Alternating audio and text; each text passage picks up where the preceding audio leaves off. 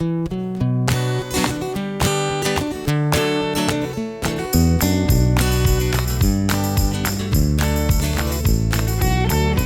the Underpowered Hour on this week's show. Jenna does the Nomad Rally. I pick up some Defenders in Vancouver. And then we talk about Eastwood restoring the It's Always Sunny in Philadelphia Range Rover. And now, here's the show.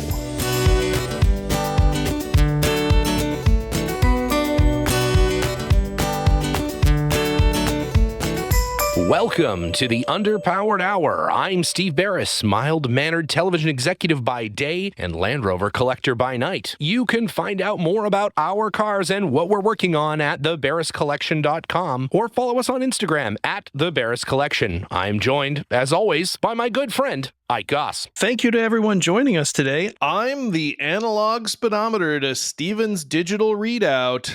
I move the needle of podcasting. Goss. I own and operate Pangolin 4x4 in Springfield, Oregon, where we live and breathe Land Rovers. Check us out online on Facebook, Instagram at Pangolin 4x4. Let's get started. All right, Ike. Well, this week, a little bit of a light news cycle, if you will, as I think JLR is busy getting things ready for Pebble Beach, as are we. Getting ready to head to the big Pebble Beach extravaganza, the Concours d'Elegance, that we, along with some pretty famous Land Rover celebrities, will be there. Not the least of which, your friend Jeff Aronson, fantastic Land Rover journalist and all-around good guy. Yeah. You know, accent connoisseur, and just generally, you know, if you're in a pinch, if you need rescuing, if you need paramedicing, or if you just need a hearty chat, Jeff Aronson is there for you. He's a wonderful gentleman. He is the ambassador of New England. I don't know if you knew that. That's right. That's exactly right. He's the prime minister of New England.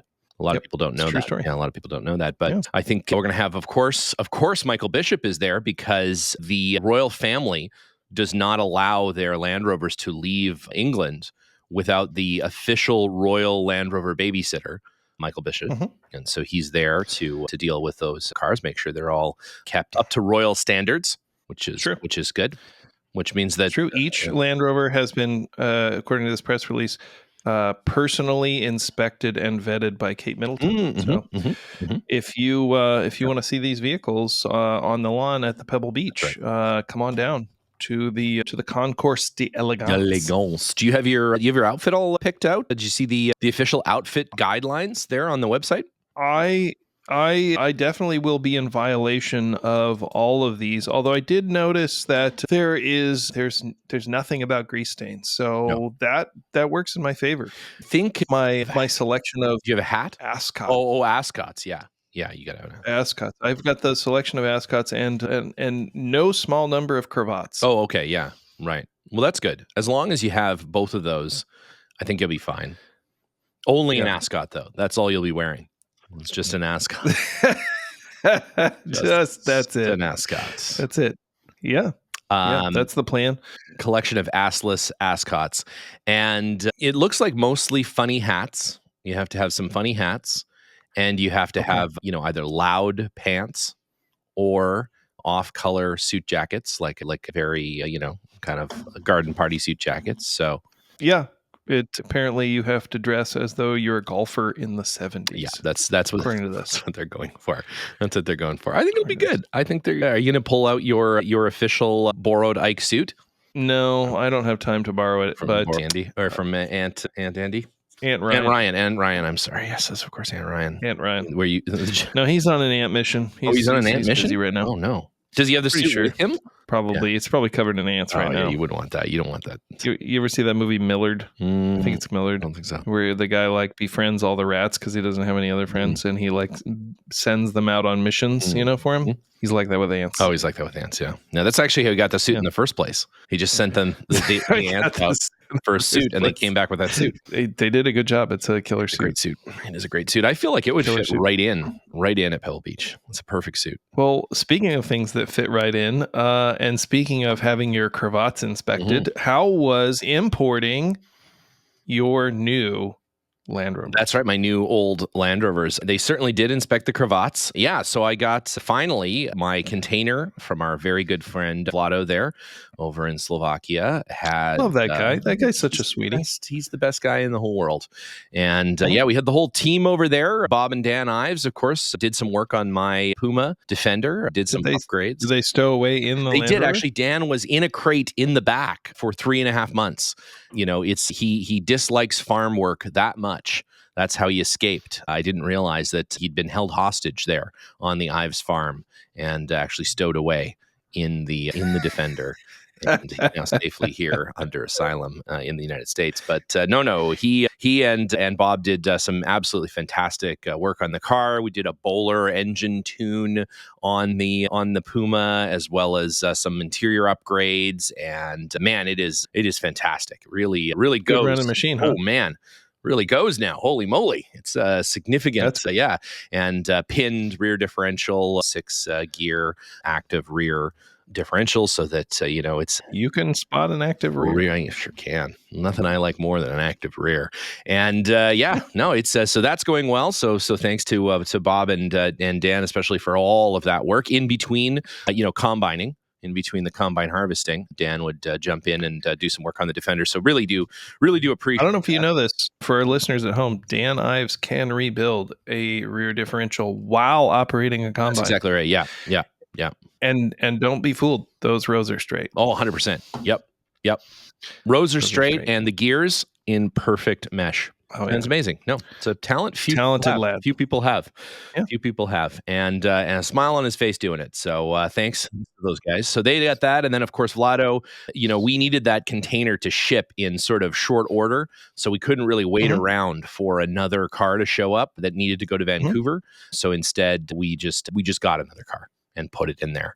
I found a high capacity pickup farm truck that Vlado had sourced for me, and we threw that one in there and packed it up, and that crate sailed from Amsterdam about 3 weeks ago, I guess, give or take, a little less than that maybe, and showed up in Quebec about 2 weeks ago, maybe a week and a half ago. Took the train ride across our beautiful nation of Canada and saw all the sights. The cars stopped along the way, got postcards, took their pictures at Niagara Falls, all the things you do on a trip across Canada. Visited with the Prime Minister, Justin Trudeau, there for a little while, spent the night at his place, did all the things you do. Had some poutine. Yeah, all the things you did. Yeah, had some poutine.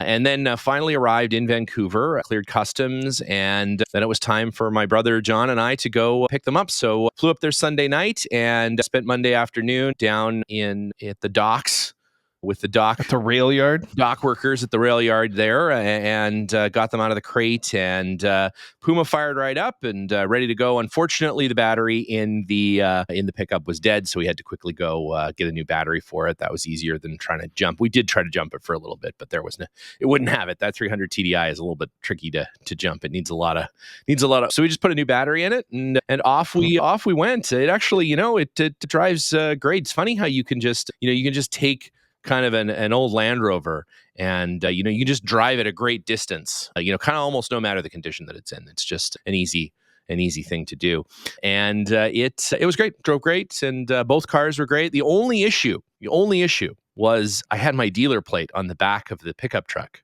and it fell off on the bridge going across from Richmond back to Vancouver. That's really frustrating. And thankfully, a tow truck driver drove by me and he's like, "Hey, your plate fell off back there." And so I had to orchestrate a turning around and blocking traffic and all of this sort of things. But of course, the farm truck high capacity pickup Defender lurching slowly to a stop and having a guy get out didn't seem out of place at all to anyone. That seemed totally normal.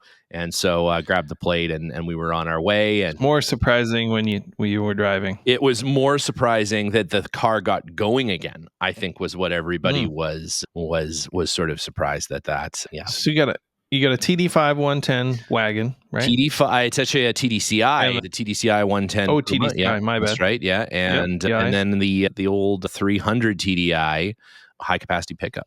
And both of those are now at your brother's house. One is actually with my good friend, Don McDonald, who owns a place in North Vancouver called Revelation Automotive. And it's being homologated for Canada. So they have to do Okay. a small lighting change. So Canada requires daytime running lights, which with the TDCI cars, you can just code into the computer, and it'll just tell it to turn the running lights on. It's really a pretty small process.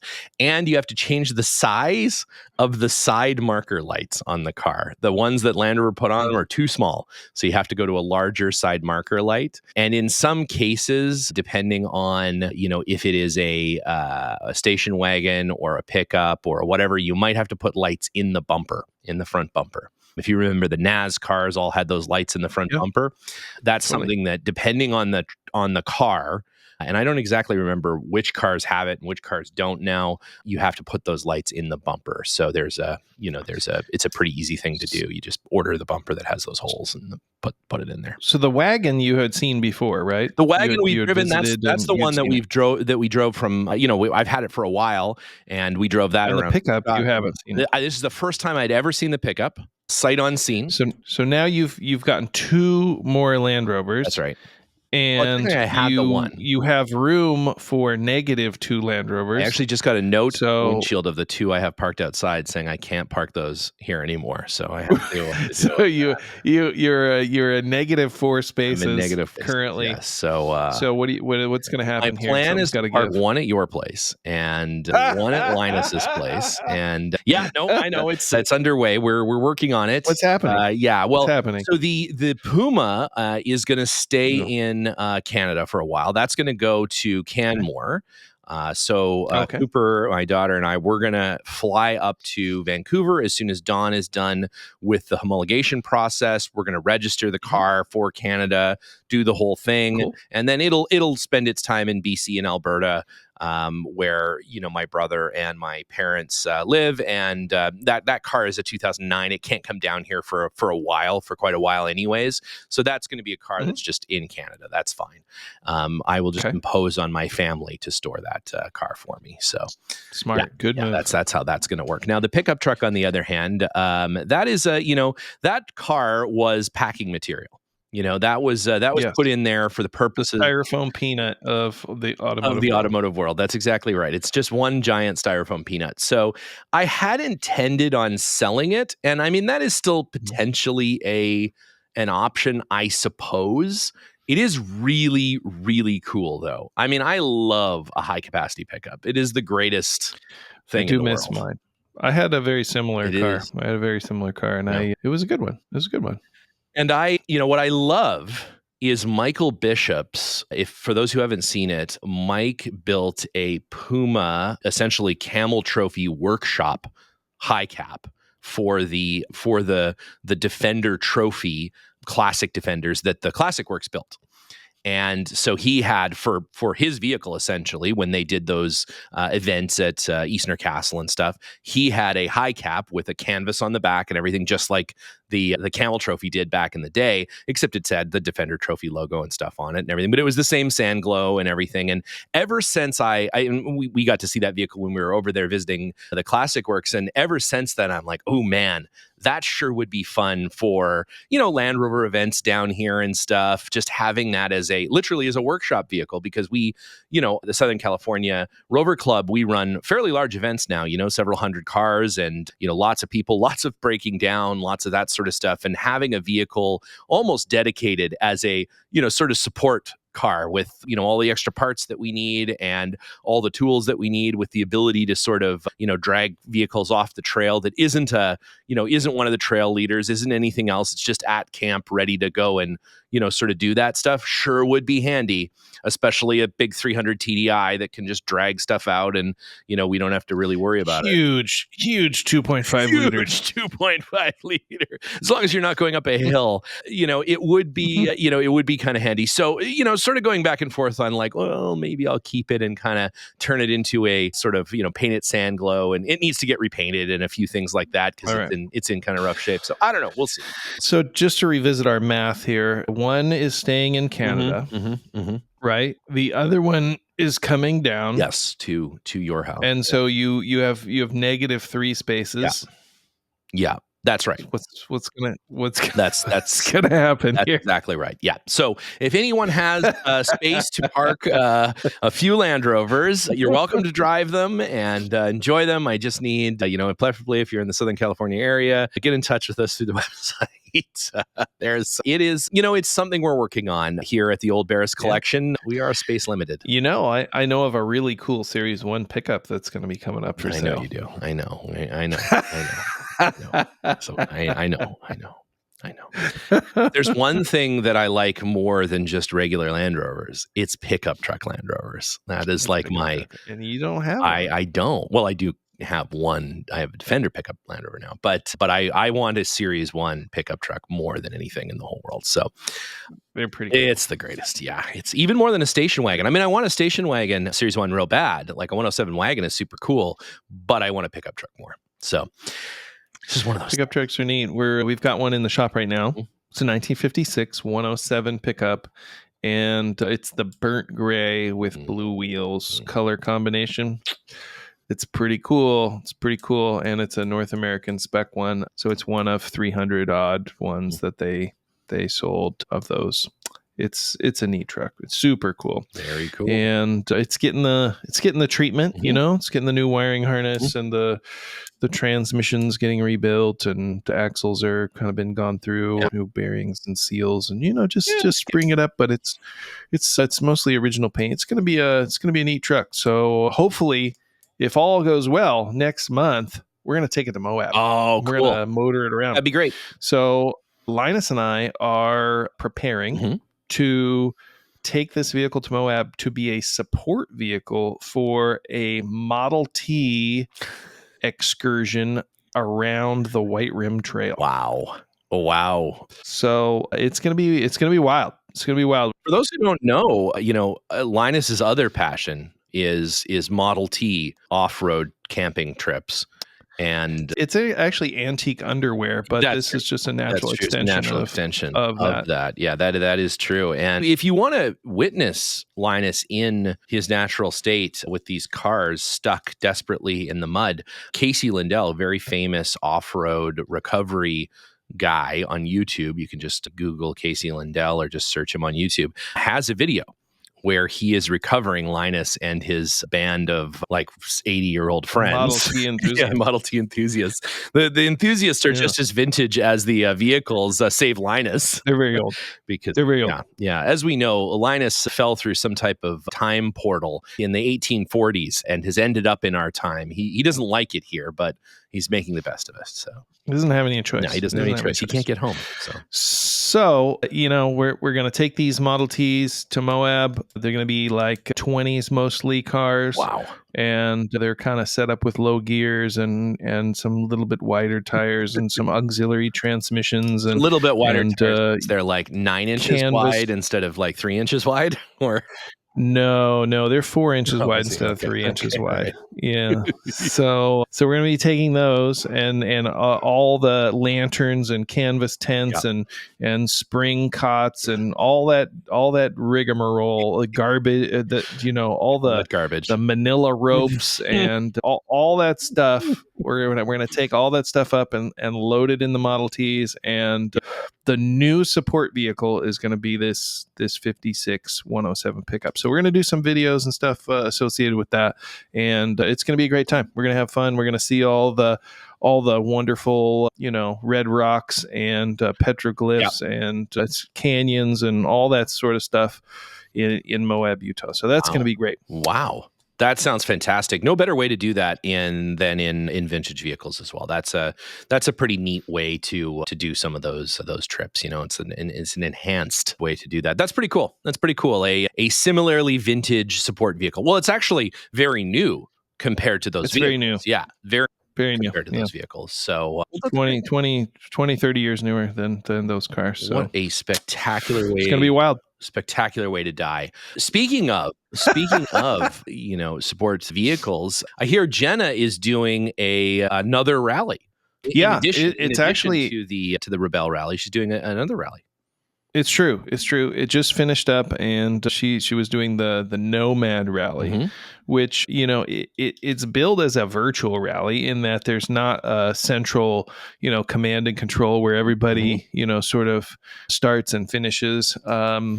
It's kind of like a scavenger hunt. They give you Oh, a okay. list of Mhm. all these things you got to find, and they check your geotags and date stamps to make sure that you're doing things correctly. Mm. But essentially, you go out, you do your camping, you do your trails, and you're supposed to find all these various waypoints and do all of these tasks.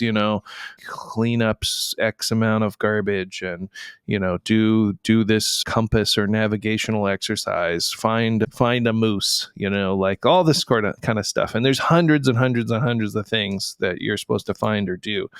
And it turns out it's a pretty big commitment. It's pretty grueling, this event. So there's a lot to do. There's a lot to do, and it's fairly competitive. People are, they might tell you that to take a picture of a moose, but they would also tell you, you need a picture of a shark.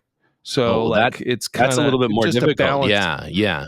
just to balance it out for people in different parts of the Wow. country. Yeah. Yeah. So it's pretty interesting. I was there for some of it. Okay. I wouldn't say that I did all the tasks with her, No. but she took our 1966 Oh, Dormobile, yeah. and she did this, and this has been going on for the last few weeks, and she probably put a good 3,000 miles on that thing. She Wow. just really put the miles down in that old Dormobile, and it did really well. I was impressed. Didn't really have any mechanical issues. Just kept soldiering along, and she visited a lot of places. And so if you follow her on Instagram, you've probably been seeing a lot more posts associated with this rally, because that's a big part of it, is posting up what you're doing, and all the sponsors and all that kind Right. of stuff. So we'll see. They're tallying all the totals. We'll Right. see how she did, but it seemed like she was pretty competitive with the top people there, especially considering she had a rickety old Land Rover to drive around. She is definitely qualified higher than the Australian breakdancer. That is Ray Gun, Ray yeah. Gunn. Ray Gunn. Did you see her performance? I did, but what I don't understand, because I've done some pretty in-depth research now, because this whole thing sort of didn't make a ton of sense to me. In-depth Yeah, it research. didn't make a Are you an expert on breakdancing well, now? I wouldn't say that, but I may be an expert on Ray Gunn, and Okay, tell and me I more. think well, here's the thing. So, first of all, my question was, what the hell, right? I think that was everybody's Okay. question, and then one level deeper is, okay, well, this, was she like, is this, has she ever done this before? She said Okay. she trained for 37 minutes to do this performance, and so Sounds about in right. looking into it, apparently there is an Australian Breaking Federation that does, There is. they do rigorously judge these things using the same criteria as the Olympic Committee does, as the judges there do. Okay. And Okay. Ray Gunn did in fact meet the criteria. She won in her local competition in Australia. Okay. So that begs the question: is everyone In in Australia, Australia terrible at terrible at breakdancing? breakdancing. That was what I thought, right? I'm like, well, clearly, if That's this just the is best. That she's well trained. yes, That's just the best that's the that best they can have. do, right? And we're like, God damn, that's too bad. Wow, Australia is really, yeesh, okay, and can't be good at everything. As it turns out, she actually is Mhm. quite a good breakdancer. If you look at video of her not in the Olympics, street video of other competitions. So How long ago was that? Because she's not old, but she's old for an Olympian. it I was a would while say. ago. It was a while ago. Certainly as a Mhm. youth, she was very talented. Even with that, she qualified just recently, right? So it's still a bit of a mystery, even after all of this research. So long Mhm. story short, she at one point was very talented. She did, in fact, qualify and beat other people in Australia who were, I guess, probably also reasonably good at breakdancing, and showed up at the Olympics, and we saw the results. And this is quite a digression, Yeah. into I don't know. non-Land Rover related True, but territory here. But let's I think it's just important. keep going. I think with it's this. important. I think it's important. Yeah, it's important. It's one whatever. It's on everyone's It mind, is. So she's a bit of a breakdancing academic. She is. That's right. If I'm not mistaken. That's right. So she has like a doctorate in a related field, which I didn't know was possible. Cultural movement. Yeah, which is apparently what informed her breakdancing work at the Olympics, which I think was I would have said bowel movement informed her breakdancing performance. Involuntary movement. Involuntary movement. Yeah. Very interesting scenario. And she's kind of in interviews after the Olympics, she's kind of doubled down on her performance. She's just like, this is what it is. This is what it is. This is what I did. This is what I do. And but people were incensed, and they're blaming her for breakdancing not being in the Los Angeles Olympics in 2028. Yes, she is being blamed for that. I don't think it's rightfully or entirely her fault. I think that I don't think not one bad breakdancer make an event fail or succeed. Liza, for instance, does not think it's a sport. She came down on the side of not a sport. Wow. Wow. So, and I think that's not a minority. What makes something a sport? I think it's the strong words from someone who's a curler, by the way. Well, there you go. It's the ability to sort of like judge, I guess, the non-artistic elements of the event, I guess, of the whatever. And I think breakdancing is entirely artistic, I think, is the argument, right? That it is there is an athleticism to it, but that it is artistic almost entirely, so I'm going to disagree with her, and the reason is it's like many other Olympic events. Your gymnastics, your snowboarding, your skateboarding, your diving, all these things. There's sort of a prescribed form. There's prescribed movements or moves. They call out different things while the competition is happening and say, oh, their form is good. They did this movement. They did the whatever, the UFO, the backside, winky, or whatever the move is. There are moves. There are, yeah. So yeah. I feel like if that's your criteria, all of those sports are not sports. That's true. And I would agree with that statement as well. So all of those sports may not be sports. I don't know. I only watch fencing. It was a great year for fencing. The U.S. women's it's team. Just tag with sticks. It's tag with sticks, and it's very easy. It's obviously a sport. It's great. I'm a big fan. You like something that there's no subjectivity at all. It's just there's scoring. It's obvious. You poked one person, you didn't poke the other. It's cut and dry. It's basketball. I enjoyed I liked the air pistol one with the Turkish guy. I think everybody did. That guy's awesome. No one likes watching air pistol, but that guy brought something to the event that I'm not sure really anyone has done in the air pistol. I still or ever will, and I still don't think anybody actually watched it. I think they just like looking at that one picture of that just guy. Saw that still one where he's just like super relaxed. Yeah, he's just like, what, I'm just gonna whatever. And he also got the silver. He didn't actually win the gold. I think a lot of people think he won the gold. Nobody knows who won the gold because. Nobody cares. There's not too many people who can look that relaxed in a sporting competition and win anything at all. No, obviously, as is demonstrated by Ray Gunn, to come full circle. So speaking of coming full circle, our good friend Brian Jocelyn, who a lot of people may have lost track of Brian. Brian is, of course, the publisher of what, in my opinion, is one of the greatest Land Rover magazines of all time, Alloy and Grit, which had a short run in 2018, 2019. Is that right, Ike? Like, I don't remember exactly when it was. You're gonna have a hard time pinning me down on this. I can't really remember what I had for breakfast. Right. But yeah, that sounds about right. A few years ago, they did a couple year run of Alloy and Grit, sort of a high quality, high photography, super nice stuff. Magazine. Super nice stuff. Ike had several cars in there. I had a couple cars in there. Really good stuff. Brian is a fantastic gentleman, super nice guy. really into Land Rovers, loves the culture, loves the cars, real encyclopedic knowledge of them. Brian has recently, and we've talked about this before, but recently joined the team at Eastwood.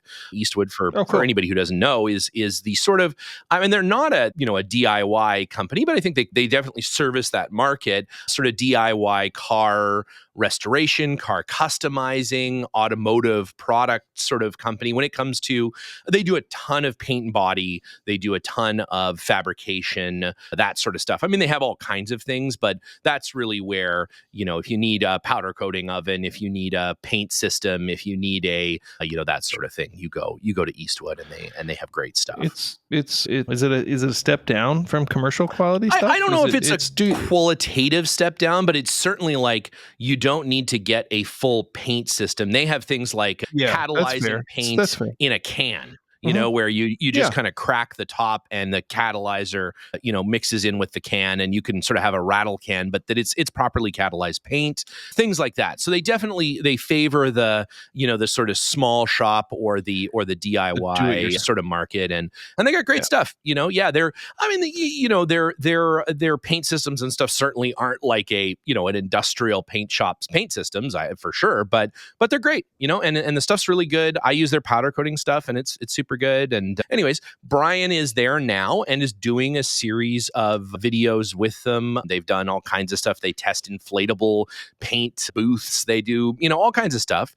And as part of that, Brian has one of the infamous Range Rovers from Always Sunny in Philadelphia. So this is a little bit of a Land Rover's in the movies.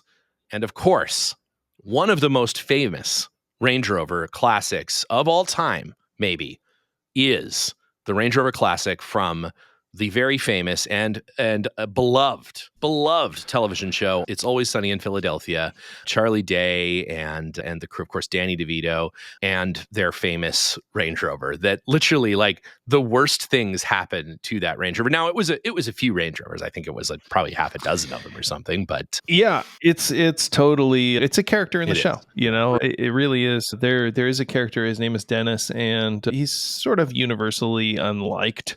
He's always doing the wrong thing. He's always saying something offensive, and he's kind of oblivious to all of this. And he drives this 93 green Range Rover Classic.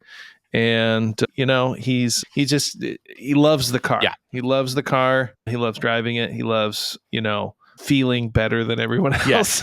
But all this bad stuff happens to this car. It gets sunk in a river. It gets caught on fire. But each and every time he fixes it or finds another one to replace it because he loves this car so much. And so I don't know how many seasons that show been on. 15, yeah, long. 20 seasons. It seems like forever. It's had a long run. Yeah, it's had a long run, and I think pretty much since the beginning they've had this Range. It's been an ongoing show.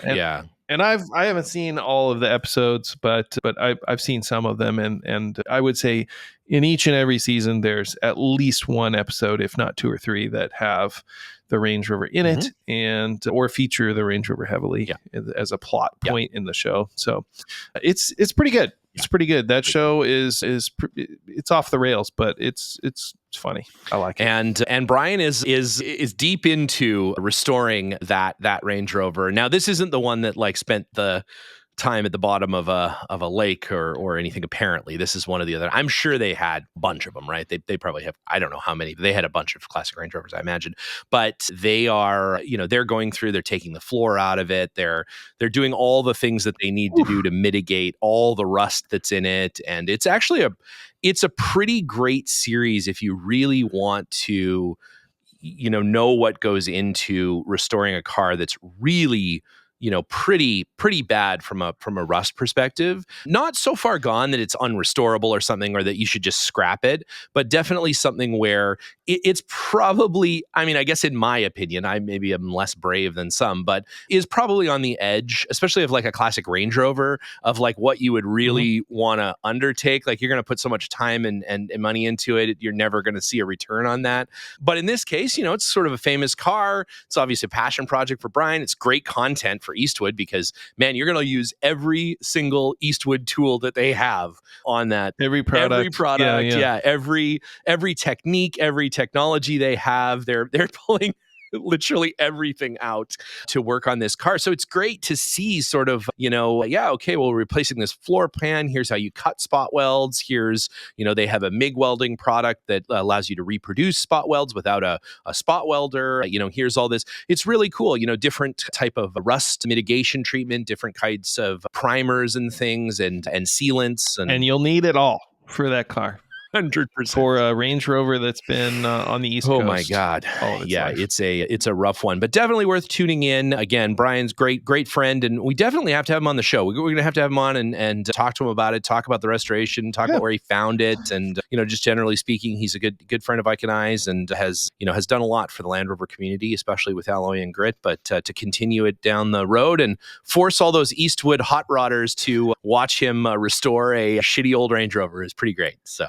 What a great project. Yeah. I'm excited to hear about it. Super good. So until then, we've got to go start pressing our ascots and fancy suits, and Ike's got to get his 9-tier fancy HIPAA hat ready to go for the big Pebble Beach this weekend. So next week we'll have exciting tales from Pebble Beach, I guess. We'll regale you with all of the regalia. Well, farewell from the home office here in Sioux City, Iowa. Indeed. And until next week, we'll see you then. All right. Take care.